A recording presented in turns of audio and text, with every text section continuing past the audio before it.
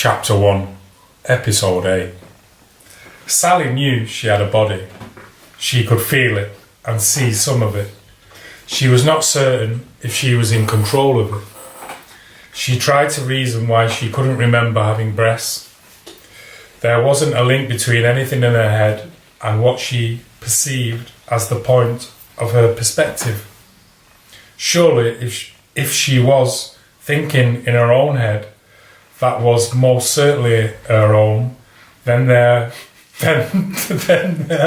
was some way to make sense of whatever the question had been. The administrators of the somewhat secretive and brilliant operation rejuvenation thought they had everything under control with their two specimens. Billy with muscle sedatives to reduce the pain from growing.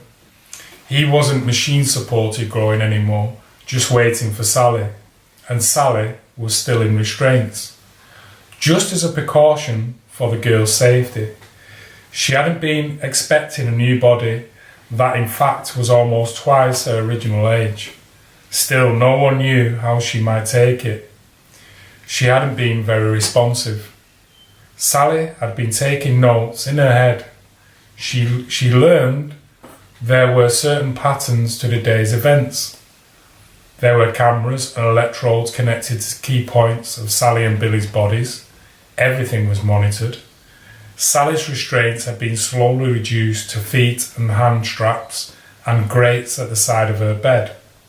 Some doctors were getting restless, while others were losing interest in two sleeping bodies and going off to do something else. She noticed a downscaling of staff. She was ready to go. The bloody machines that poked into her were gone. She still had some restraints to avoid injury to her body. That didn't seem right to Sally. She guessed it was because they were afraid of her. She could be crazy.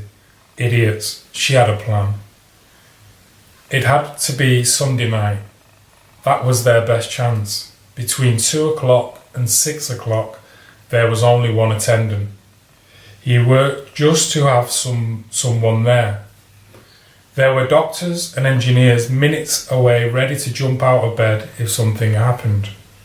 The attendant was not a nurse and was not assigned to wash Sally. He thought she was a vegetable and would stay a vegetable. He thought there was no harm in keeping her clean. He washed her at about 2:33 every Sunday night. She told her stories and assured her this and that. Sally knew they would not be long alone if she screamed. She didn't want the doctors to come running. She knew everyone working in the clinic was living on the grounds. That was one of the things the doctors loved to tell her. They told her about the herbs and the vegetables, the nearby woods. Sally had a good map in her head. She just needed one hand free. The expert sponge washer would be her victim. He kept the lights dim when he came in to wash Sally. "How are you tonight, Sally?" Sally smiled just a little. He knew she liked his sponge baths. He paid close attention to details. "Shall we start with your feet?" Sally grunted. "I'm going to smash your face." "We'd better start with your shoulders." Sally grunted and smiled. Shoulders meant breasts, but that was good. She tried to get her arm away from her body so that he could clean behind her breast, back where the underarm was. That was the more important than her nipples. He understood. He didn't know how to fix it though. Sally rattled her hand on her restraint. "Oh, I guess it couldn't hurt to loosen your restraint if you promise to move slowly." "Don't want to hurt anything." Sally wanted to hurt someone. She watched as he undid the restraint, then closed her eyes before he looked up at her. Very easy for him. He just pulled the thing apart. Sally noted the trick. No trick. He helped her move her arm slowly so that he could hold it and wash behind her breasts. Sally opened her eyes just a bit and then shut them again. She could have him with one hand, but she saw he had forgotten where he was. He was humming. He put her left arm down gently, without putting it in the restraint, and walked around the bed. Sally watched him for a second. He didn't look at her. He looked at her perfect breasts, those designed masterpieces. Sally kept her breathing steady and her eyes closed and smiled, just a little. His hands felt for her second restraint, for her own protection, just for a few more days. When she heard the second restraint open, she opened her eyes and punched the grinning prick in his face. Fuck! She wanted to punch him again, but she heard a snap and was sure it was in her hand. She pulled off the leg restraints and flopped about for a second trying to get to the floor. Come on, you fucking fox, move! Sally didn't recognise her legs. What the fuck are these things? She saw her reflection in the door window and screamed. The scream led to hyperventilating, which turned out to be good. After a minute, she had control of her body. She knew it at once. She knew where Billy was. She was in motion. Just about the same time, the assistant wondered what hit him. Sally burst out of her door, kicked in the unlocked door to the next room and found Billy. Billy didn't recognise her. Billy, it's me, Sally. They put me in a different body. Wow. Billy still wasn't getting the picture, so Sally pulled him out of the feeds and tried to get him to stand up. We got to go, Billy. Come on. We do? Billy, it's me, Sally. Last time you saw me, we were smoking a joint in a red sports car you stole from me. Billy smiled. Are you on drugs? My muscles are. Oh, fuck. I'll carry you. You will? Sally rammed her shoulder into his stomach a little too hard, but managed to get her arms around him. You are a fat fuck. I love you too. Sally laughed and flung him over her shoulder like a sack of potatoes. Machines weren't happy. Sally wobbled to the window and looked out. Fuck. She ran to Billy's door just as the attendant came to see what the hell was going on. Where the hell was Sally? If anyone found out what he did, he was so fucked. Sally lifted her elbow to hit his face and ran over him and down the first stairwell. Billy was reaching around to feel Sally's breasts. He was mostly curious. She didn't mind. He was always allowed to touch her. Billy watched walls race by him, upside down. He heard the stairway door slam open. He watched the stories go by. He didn't think to count them, but he sometimes noticed that the numbers on the door as they passed them. One number was 14, another one was 11, the next was 8, then 4, then 3. 3 was where they went by, stopped suddenly and went back to 3 and through it. He then started to wonder if it might be easier for the woman who said she was Sally if he used his feet. He was sure they should work. Can you put me down? Sally just did that. Billy fell down. Oh, for fuck's sake, Billy. If you're faking, I'll kill you. We really have to go. I think I can walk if you hold me up. Never used these before. They're brand new. Billy smiled down at his legs. They looked great. It was hard to imagine they were his. I heard they were top of the line.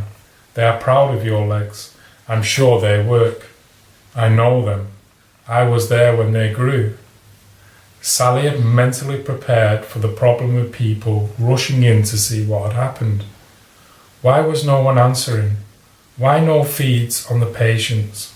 She had the window opened. The room was dark except for moonlight, a vacant floor. It didn't look like the clinic, but it had beds and bed sheets. Sally tied a sheet around Billy, then a sheet to the sheet, to the sheet, and several more on the curtain and a few other things before she lowered him out the window. She tried to end to a bed. She tied the end to a bed and hurried down the ground until Billy. She pulled him up to his feet. Can you run? I can run. You just get me started. He couldn't run, but everyone was still panicking in the clinic, so they half ran toward the woods without being seen, they hoped. It was night time, so they had that advantage. The disadvantage they had was that the moon was overhead, and they had no idea where they were or where they might rather be, other than gone. So they headed up into the nearest trees and stopped hurrying for a minute. Sally pounded on Billy's legs. You feel that? Yes. Concentrate on moving. I'm trying, Sally. Sally grabbed his arm and pulled Billy along. You are going to owe me a serious rub-down. Sally, what? You are beautiful and I find it hard to believe I'm awake. Aren't you used to me being beautiful? Come, keep moving. You didn't look like that. Billy stopped looking at Sally and watched where he was going. He laughed. What's the joke, Billy? We were running barefoot through the woods at night under the shadows of a shining moon draped in white sheets. Sally realised Billy was having too much fun, but that was what they were doing before they were taken away. They crashed the car like they sometimes did and ran away. It was easy to wonder if they had died in the crash and were trapped inside Billy's limbo. Bullshit. What? This hurts too much to be a dream. My fucking hand is killing me. What did you do? I punched that prick in his face. Really? Really? And if you don't stop running, I'm going to kick you in the ass. You are so beautiful, Sally. Run. Billy had never seen such a face on Sally. It woke him up a bit, confused him more. He started running. It started as a steady walk that got quicker until he was running steady. Hey, Sally, these legs are way better. What the fuck happened to us, Billy? Billy stopped and took in a few deep breaths. We were in an accident. This is someone else's body, and you? All new parts, bigger and stronger. Sally looked to see if Billy's penis was the same. She wasn't sure. They had much opportunity to run naked through the woods. I like how mine feels. It feels really fit, Sally. You too. Your beautiful body is really fit. So tell me that makes any sense. Maybe they were testing new medicine and surgery. We would have died, so why not try? I don't know. I don't think so. Sally and Billy climbed down a ravine and were certain that they had lost their pursuers, even if they had any. Billy wanted to have some more cover. He was sure they would look for them. He wasn't sure why Sally wanted to run. Then he heard it. So did Sally. A helicopter. Fuck! How did they find us? Our body heat. Wolves and deer have body heat. They walk on four legs, but they would have to know where to look. What's that mean? Chip, maybe. Chip. We might have an identification chip. What the fuck would we have that? What the fuck would we have that? Why the fuck would we have that? Someone spent a lot of resources on us. This was a problem if they wanted. I'm anonymity.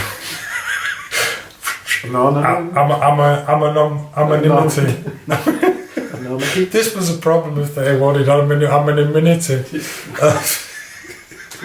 That chip was very small. It could be anywhere, and they might even have several. We will keep moving while we think. They can't land a helicopter here. As soon as they started moving, the helicopter moved directly over them. They could have. They people in the helicopter shouted over a loudspeaker. You cannot escape us, but they didn't. It was likely redundant. I wish I knew where we were. How would that help? It's called association, Billy. You know things, can figure out what things are better and do those things. Billy laughed. He loved it when Sally started thinking about things. What? I agree. What things would you like?